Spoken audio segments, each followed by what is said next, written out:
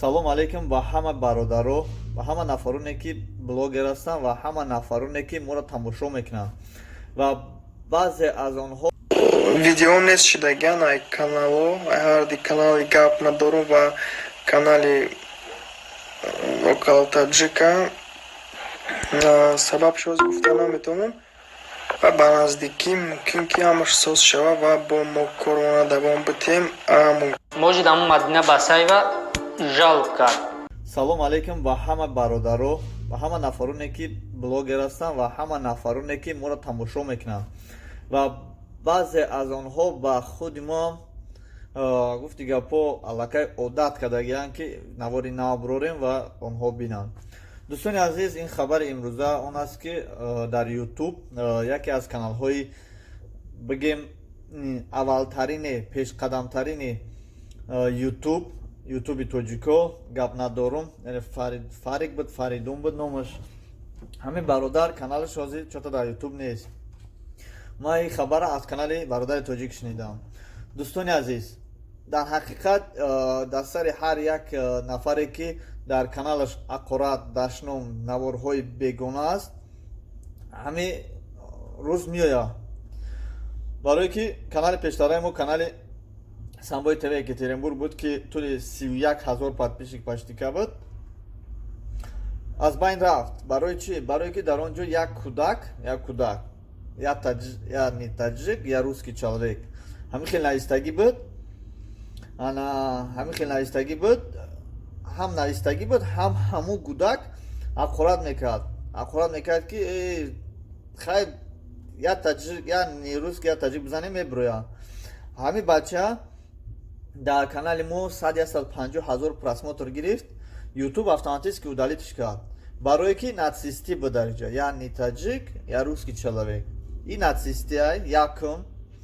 Дуюм, кӯдак, несовершеннолетний ай, майдай, ақорат мекунад.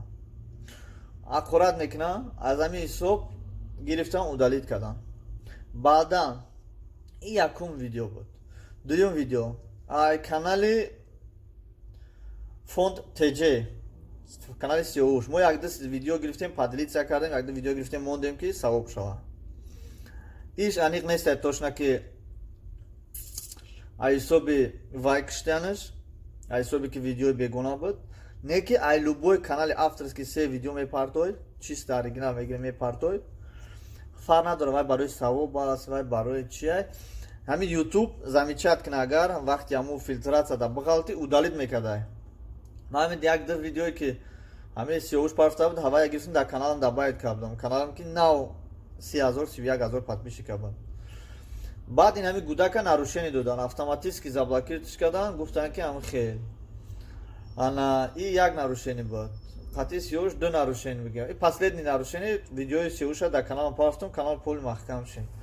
барои ҳамин наворҳое ки дар каналҳои авторскиянд, дар канале ки 10,000 подписчик зиёд ай, нагирен дар каналотон напартоен.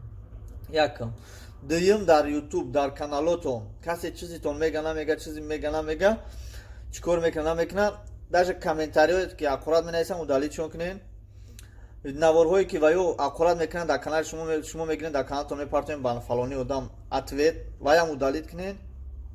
тамоман ҳамин хел наворҳоро дар каналтон ҷой накунед.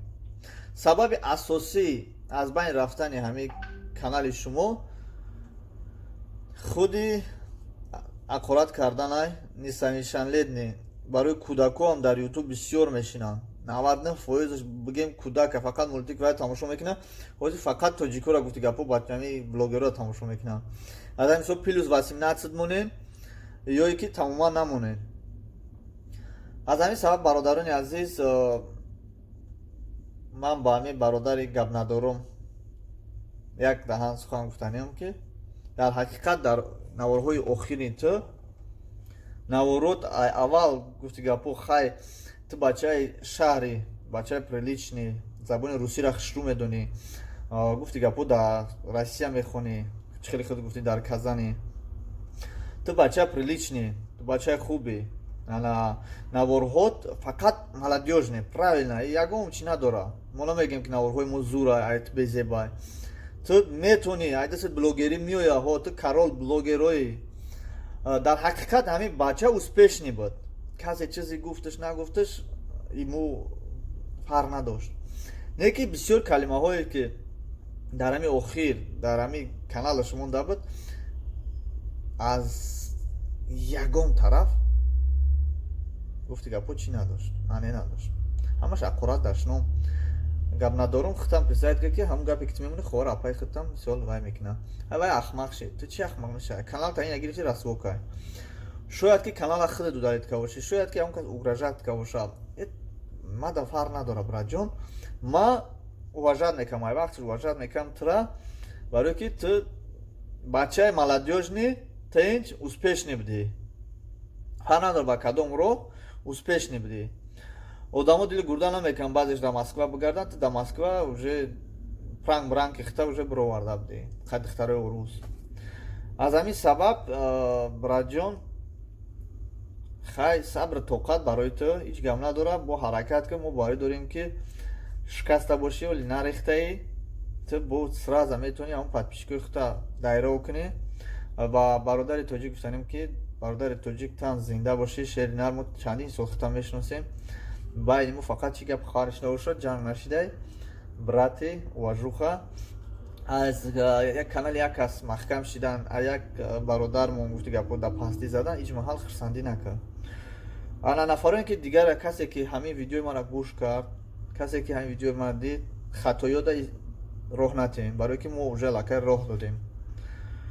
Чандин бародаро каналшон автоматически маҳкам шуда, баъзе яташ гуфтагия ки худо шоҳид аст, занза гуфт акам ҳамин 3 видеои хита мондум, канал маҳкам шуд. Ай канали пештара. Ман гуфтам охи вай уже лакай чӣ бигӯм, просмотрош бисёр шуда, амаги 9 миллион просмотр дошт обши. Просмотро ки бисёр шуд, любой канал агар бигири видеоша целиком бигири монӣ, вай мешава. Канал маҳкам мешава. Агар бо дар филтратсия YouTube галта, агар на галта чанд сол мекаша, все равно ай байн мебара. Мо я видео 2 видео дар ҳамин канал мон дорем, канал видеои чӣ бегона, даже метарсем ки ҳавая мисол поделиться кунем, метарсем ки ҳавая як вайш кунем да. Тарс ларз дар дил монад ки ком зая пиштиамон маҳкам мекунад. Барои ҳамин дӯстони азиз сухана бисёр намекунем, панои ҳамат ба худо, ҳамин хатоё дар роҳ натем.